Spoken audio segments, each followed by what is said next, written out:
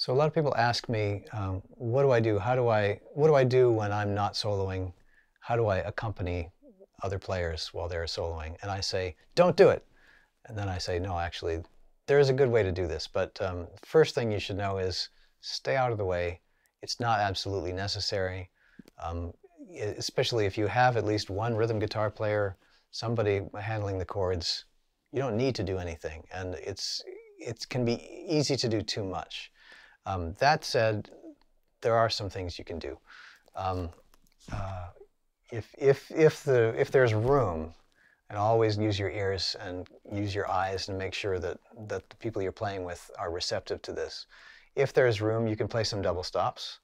You can sort of just fill in the harmony and also kind of smooth out the texture that way. What I would call pads, or we might call footballs in the pop music industry. But I'll just play some examples of things I might play under different tunes, and then you can figure it out for yourself. But generally, I'm using double stops on my lower two strings, you know, to stay as unobtrusive as possible, as much out of the way as I can. And I'm using larger intervals, sixths and sevenths. I'm happy with, because they fit the hand. They just kind of fit the slant of my fingers easily. They're easy to get in tune, and also the kind of the rub of a seventh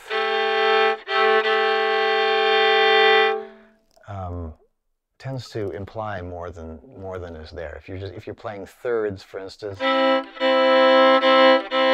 first of all, it's a little bit hard to tune that. And then, you know, if let's say I'm in A minor, I'm comping over minor swing. I've got the third and the fifth, but if I go here, that's a little spicy, but in the right context, I've got the third and the upper neighbor to the root, or the 9, which is a little bit more expressive, more interesting. 2, 1, 2, 3.